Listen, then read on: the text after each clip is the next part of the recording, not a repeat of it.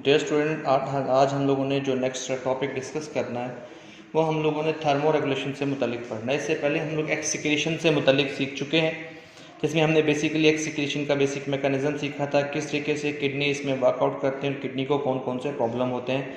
हम लोग अब जो नेक्स्ट डिस्कस करेंगे वो हमारे पास है थर्मो रेगुलेशन। एक्चुअली ये हीट के मेंटेनेंस जो है, हमारी बॉडी हीट के अगेंस्ट किस तरीके से लड़ती है या हीट के अगेंस्ट किस तरह निमटती है, किस तरह से बॉडी को बैलेंस करती है, इसको डिस्कस करेंगे। ये हमारे पास क्या है जी, थर्मो रेगुलेशन है। थर्मो रेगुलेशन क्या है जी, कंट्रोल सिस्टम है एक तरह का। क्या है ये, आपके पास एक तरह का कंट्रोल सिस्टम है जो ऑपरेट करता है किसके अंदर, ऑर्गेनिज्म के अंदर, टू कॉप, निमटने के लिए किस तरह वो फाइट करेंगे विद एनवायरमेंटल स्ट्रेस। माहौल में आने वाली जो इन्वायरमेंटल स्ट्रेस हैं उनके साथ, स्पेशली टेम्परेचर की जो एक्सट्रीम्स हैं उनके अंदर किस तरह के जो हमारे पास प्रॉब्लम आएंगे, एनवायरमेंटल स्ट्रेस आएंगे, इसके अगेंस्ट जब हम लोग लड़ने का प्रोसेस, इससे निमटने का प्रोसेस सीखेंगे, हमारी बॉडी का ये जो कंट्रोल सिस्टम चलाएगा, हम कहते हैं हमारे पास किस तरह का थर्मो रेगुलेशन है। अब चूँकि हम लोग प्लांट को भी डिस्कस करते हैं और एनिमल को भी डिस्कस करते हैं, तो हम कहते हैं कि सबसे पहले प्लांट के अंदर जो है वो हम लोग लो और हाई टेम्परेचर की अडाप्टेशन सीखेंगे। इससे पहले जब प्लांट में हाई टेम्परेचर होता है तो प्लांट किस तरह से अपने आप को सर्वाइव करते हैं। देखिए जी, सबसे पहले प्लांट हाई टेम्परेचर अफेक्ट कैसे करता है और फिर हम लोग उसको अडॉप्ट कैसे करते हैं बॉडी में, दोनों चीज़ सीखेंगे। हाई टेम्परेचर अफेक्ट करता है, किस तरह से डीनेचर्ड कर देता है एंजाइम्स को और डैमेज कर देता है किसको, प्लांट की मेटाबॉलिज्म को। और इस हार्म की वजह से क्या होता है, प्लांट किल हो जाते हैं। यानी जब टेम्परेचर हाई होता है प्लांट बॉडी का तो उससे एंजाइम डीनेचर्ड हो जाते हैं और मेटाबॉलिज्म क्या होता है, डैमेज हो जाता है और इससे प्लांट क्या होते हैं, मर जाते हैं। दूसरा हमारे पास plant use evaporative cooling to manage high temperature. किस तरह मैनेज करते हैं, एवेपोरेटिव कूलिंग इफेक्ट को इस्तेमाल करते हैं, जिसमें पौधे अपनी बॉडी के अंदर से ट्रांसपिरेशन करते हैं, जिससे बॉडी के अंदर क्या कूलिंग इफेक्ट पैदा होता है। Hot and dry weather cause weather deficiency resulting closing of stomata. जब हॉट और ड्राई कंडीशन होती है तब स्टोमेटा क्लोज जाते हैं, thus the plant suffer in such condition, जिसे हम लोग डिहाइड्रेशन का नाम देते हैं। प्लांट के अंदर पानी की शदीद कमी हो जाती है। कब होती है, जब टेम्परेचर 40 सेल्सियस स्केल से ऊपर होता है। Most plant have adapted to survive in the heat stress as plant of temperature. हमारे टेम्परेट रीजन जो होते हैं, गर्म इलाकों के जो हमारे पास प्लांट होते हैं, वो स्ट्रेस करते हैं 40 सेल्सियस स्केल पर। इन 40 सेल्सियस स्केल से ऊपर टेम्परेचर जैसे ही हमारे पास पहुंचता है उसके अगेंस्ट अपना ये मैकेनिज्म इस्तेमाल करते हैं, एवेपोरेटिव कूलिंग इफेक्ट यूज़ करते हैं और अपनी बॉडी को दोबारा से कूल डाउन करने की कोशिश करते हैं। The cell of this plant synthesize large quantity of special protein, जिन्हें कहा जाता है हीट शॉक प्रोटीन। यानी अपनी बॉडी में क्या करते हैं, हीट शॉक प्रोटीन भी पैदा करते हैं, जो क्या करती हैं, एम्ब्रेस करती हैं, अपने पास लिए होती हैं, कबूल करती हैं बहुत सारे एंजाइम को, जो क्या करते हैं, इस डीनेचरिंग ऑफ एंजाइम के प्रोसेस को कम से कम कर देते हैं, जिससे क्या होता है, वो प्लांट हाई टेम्परेचर में भी अपने आप को क्या कर सकते हैं, मेंटेन कर सकते हैं। अब दूसरी कंडीशन है कि जब प्लांट को लो टेम्परेचर का सामना है तब कैसे होगा। इन लो टेम्परेचर द फ्लूइडिटी, ठीक है जी, यहाँ पर हमारे पास क्या फ्लूइडिटी है, fluidity of the cell membrane is altered, change हो जाती है। क्या हो जाती है, फ्लूइडिटी जो है सेल मेम्ब्रेन की चेंज हो जाती है, क्योंकि lipids of the membrane become locked into crystal. क्या हो जाते हैं, क्रिस्टल शराइन शक्ल में लॉक्ड हो जाते हैं। और इस स्ट्रक्चर से क्या होता है, जो हमारे पास इफेक्ट ऑफ ट्रांसपोर्ट सल्यूट है वो हमारे पास क्या होता है, प्रॉब्लम कर जाता है। जो सल्यूट की ट्रांसपोर्ट का सिस्टम है वो रुक जाता है। The structure of membrane proteins also affected, और इससे क्या होता है, वो भी अफेक्टेड होता है हमारे पास। इसमें हमारे पास जो अफेक्टेड है वो हमारे पास plant response to cold stress by increasing proportion of unsaturated fatty acid. अब इससे बचना कैसे, देखो जी, लो टेम्परेचर है, सर्दी बढ़ रही है, इससे प्लांट क्या करते हैं, अपनी बॉडी के अंदर अनसैचुरेटेड फैटी एसिड की मिकदार को बढ़ा देते हैं।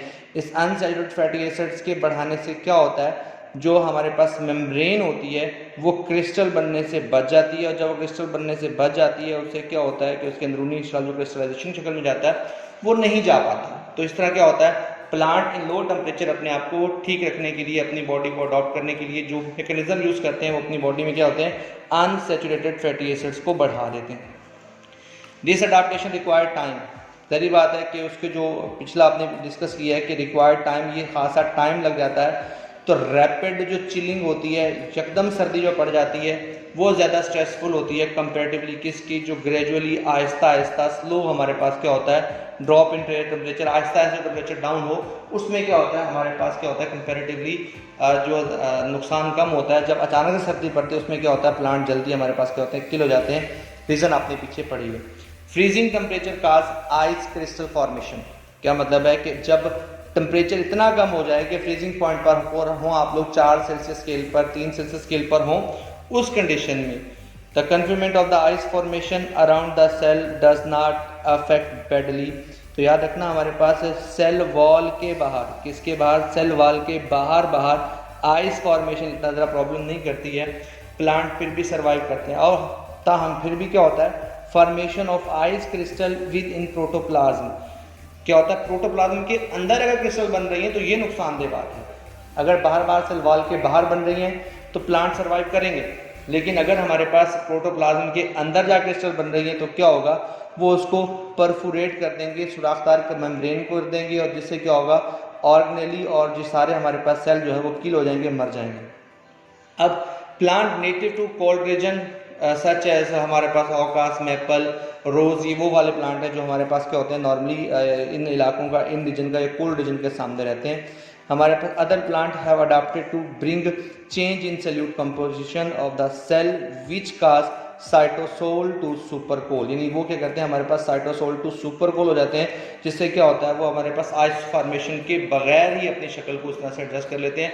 और क्या होता है इसमें किसी किस्म की आइस क्रिस्टलाइजेशन फॉर्म जो होती है वो सेल वॉल में हमारे पास बनती है। उसके हमारे अलावा क्या कहते हैं हम लोग सिर्फ सेल वॉल में आइस बनती है, और अंदर जो प्रोटोप्लाज्म है वहाँ पर क्या करते हैं उसको बनने से रोक देते हैं, जिससे क्या होता है प्लांट अपने आप को क्या करते हैं प्रोटेक्ट कर लेते हैं इन फ्रीजिंग पॉइंट में भी, स्पेशली जो आपको पौधे बताए गए ये वाले मैपल वगैरह। अब हमारे पास next the mechanism in animal किस तरह से, देखिए हीट गेन और हीट लॉस क्या होगा। एनिमल के अंदर प्लांट को डिस्कस कर लिया, एनिमल के अंदर हीट गेन और हीट लॉस क्या होगा, बॉडी के मेटाबॉलिज्म से कितनी हीट बनी है, कितनी हीट बाहर गई है, कितनी हीट बॉडी के अंदर आई है, दैट इज हमारे पास heat gain and heat loss. हम कहते हैं the rate of heat production through metabolism process and the rate of external heat gain and rate of heat loss, इस सारे को हम लोग कहते हैं हमारे पास रेट ऑफ गेन और रेट ऑफ हीट लॉस। फिर the transfer of heat between animal environment जो होती है वो बहुत सारे न्यूमरस वे से होती है। प्रिंसिपली नॉर्मली क्या होती है, infrared thermal radiation and direct जो सनलाइट होती है हमारे पास रिफ्लेक्टेड, यहाँ पर भी है रिफ्लेक्टेड, हमारे पास क्या है the reflected sunlight transfer heat into the animal, ये हमारे पास है हीट गेन का प्रोसेस है। जबकि radiation and evaporation transfer of heat क्या है, इन्वायरमेंट के अंदर बॉडी से बाहर क्या निकालने के लिए, हीट को बाहर निकालने के लिए होता है। तो ये हीट गेन और हीट लॉसेज हैं। अब बात ये है कि किस तरीके से हमारे पास टेम्परेचर के बिहाफ पर एनिमल की जो है वो क्या की जाती है। नॉर्मली जो ओल्ड क्लासिफिकेशन मैकेनिज्म था उसमें हमारे पास दो तरह के ही एनिमल हैं, एक होते हैं पिकिलोथर्म्स होते हैं, दूसरे हमारे पास क्या होते हैं होमोथर्म्स होते हैं। पिकिलोथर्म्स क्या होते हैं, जो कि अपने एक्सटर्नल इन्वायरमेंट के मुताबिक अपनी बॉडी के टेम्परेचर को चेंज करते रहते हैं। लेकिन जो होमोथर्म्स होते हैं उनका क्या होता है, बॉडी में जितनी मर्जी बाहर जितनी मर्जी तब्दीली आती रहे लेकिन वो अपनी बॉडी का टेम्परेचर अंदर से तब्दील नहीं करते। इसमें हमारे पास बर्ड्स और मैमल शामिल हैं। ये अपनी बॉडी में, जैसे हमारी बॉडी है 37 सेल्सियस स्केल पर ही रहती है, भले बाहर का टेम्परेचर जितना मर्जी कूल हो या जितना मर्जी हॉट हो। तो हम लोग एक तरह के होमोथर्म्स हैं। लेकिन हमारे पास बहुत सारी फिशेस और एम्फीबियंस और रेप्टाइल्स और कुछ इनवर्टिब्रेट्स ऐसे हैं जो ये करते हैं जैसे ही हमारे पास उनके एक्सटर्नल इन्वायरमेंट में तब्दीली आती है तो अपनी बॉडी के टेम्परेचर को भी उसी हिसाब से चेंज कर लेते हैं। इन्हें कहते हैं हमारे पास पिकिलोथर्म। अगर बाहर ठंड है तो उनकी बॉडी भी ठंडी हो जाती है, अगर बाहर गर्मी है तो उनकी बॉडी भी उस हिसाब से क्या होती है, बहुत ज़्यादा गर्म हो जाती है। लेकिन इस सारी हमारे पास टर्मिनोलॉजी में एक प्रॉब्लम है। कुछ ऐसा भी ऑब्जर्व किया गया है जो इनके ऊपर ऑब्जेक्शन है कि जो डीप सी में रहने वाली फिशेस हैं मेंटेन कर सकती हैं अपनी बॉडी टेम्परेचर को, जबकि आपने कहा कि फिशेस जो होती हैं बॉडी टेम्परेचर मेंटेन नहीं करती हैं बल्कि क्या करती हैं, पिकिलोथर्म्स होती हैं और वो टेम्परेचर को चेंज कर सकते हैं। तो हमारे पास सराउंडिंग के हिसाब से लेजर्ड्स के बारे में है, तो हमारे पास रेगुलेट द बॉडी टेम्परेचर को वो कर सकती है, रेगुलेट कर सकती है। जबकि आपने कहा कि हमारे पास इस हिसाब से एम्फीबियन रेप्टाइल्स में काउंट करते हैं। The contrast number of the birds, बहुत सारे ऐसे बर्ड्स भी हैं और मैमल्स भी हैं, जबकि आपने कहा है कि हमारे पास उनका बॉडी टेम्परेचर वेरी नहीं करता है। होमोथर्म्स होते हैं बर्ड्स और मैमल, लेकिन बहुत सारे ऐसे बर्ड्स और मैमल भी हैं जिनकी बॉडी होमोथर्म्स नहीं है, बल्कि क्या है वो टेम्परेचर को अपने हिसाब से चेंज कर सकते हैं, वो चेंज करते रहते हैं, जबकि होमोथर्म्स अपनी बॉडी के टेम्परेचर को तब्दील नहीं करते हैं। तो on the behalf of their temperature हम लोगों ने टेम्परेचर क्लासिफिकेशन स्कीम को 3 कैटेगरी में दिया है। एक कह दिया हमने एंडोथर्म, दूसरे को हमने नाम दे दिया एक्टोथर्म, तीसरे को हमने दे दिया हेटेरोथर्म। थोड़ा थोड़ा डिफरेंस है। एंडोथर्म्स में क्या होता है कि हीट प्रोडक्शन होती है एज अ बाय प्रोडक्ट और बॉडी से इलिमिनेट होती है, बॉडी से निकलती है। तो हम कहते हैं the according to the animal that generate their own body heat through heat production as a byproduct during metabolism are called endotherms। ठीक है जी। और इनकी इसमें कौन कौन शामिल है? इंसेक्ट और फिशेस, उड़ने वाले कुछ हमारे पास फ्लाइंग इंसेक्ट्स हैं, हमारे पास फ्लाइंग इंसेक्ट्स और कुछ हमारे फिशेस हैं। बर्ड्स और मैमल सारे के सारे क्या कहलाते हैं? एंडोथर्म्स कहलाते हैं। लेकिन एक्टोथर्म्स होता है which produce metabolic heat low level, और जैसे ही वो होती है उसे फ़ौरन से एक्सचेंज कर देते हैं क्विकली इनटू द एनवायरनमेंट।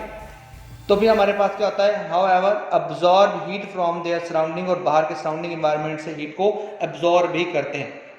इसमें हमारे पास क्या मोस्ट इनवर्टिब्रेट जो है वो हमारे पास फिशेज और एम्फीबियन सारे रेप्टाइल इसमें इंक्लूड होते हैं। अब हेटेरोथर्म्स क्या होते हैं? ये हमारे पास तीसरी कैटेगरी है। ये वही थे जिसे आप लोगों ने बैट्स वगैरह कहा था, हिमिंग बर्ड्स का नाम दिया था।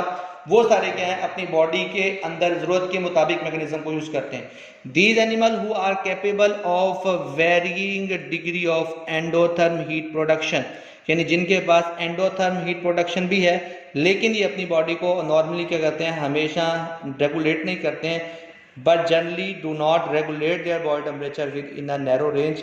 ये अपनी बॉडी के टेम्परेचर को रेगुलेट करते भी नहीं। यानी एक तरफ आपने कहा ये एंडोथर्म भी होते हैं, एक्टोथर्म, दोनों ही क्वालिटीज रखे हुए होते हैं। इनको नाम दे दिए उन्होंने क्या हमारे पास? हेटेरोथर्म। और इनकी एग्जाम्पल कौन है? बैट और ह्यूमिंग बर्ड। बहुत इंपॉर्टेंट ऑब्जेक्टिव है कि कौन सा एनिमल किस कैटेगरी में इंक्लूड होता है ऑन द बिहाफ ऑफ हमारे पास क्या? Temperature classification. तो आपने जनरली पुराने सिस्टम में पढ़ा दो तरह की, किलोथर्म्स और होमोथर्म्स से, और उसके बाद हमने कहा जी हमारे पास जो नई क्लासिफिकेशन है उसमें क्या? एंडोथर्म, एक्टोथर्म और हेटेरोथर्म्स है। तो ये हमारे पास क्लासिफिकेशन सिस्टम था होमो अपना एनिमल्स और प्लांट का, कि एनिमल किस तरह से हमारे पास क्लासीफाई हुए हैं। आगे हम लोग थर्मो रेगुलेशन पढ़ेंगे, general adaptation hot and cold temperature की, और फिर उसमें ह्यूमन को भी थोड़ा सा डिस्कस करेंगे कौन कौन सी स्ट्रेटजीज है नॉर्मल जो एनिमल इस्तेमाल करते हैं। तो तब तक के लिए अल्लाह हाफिज़।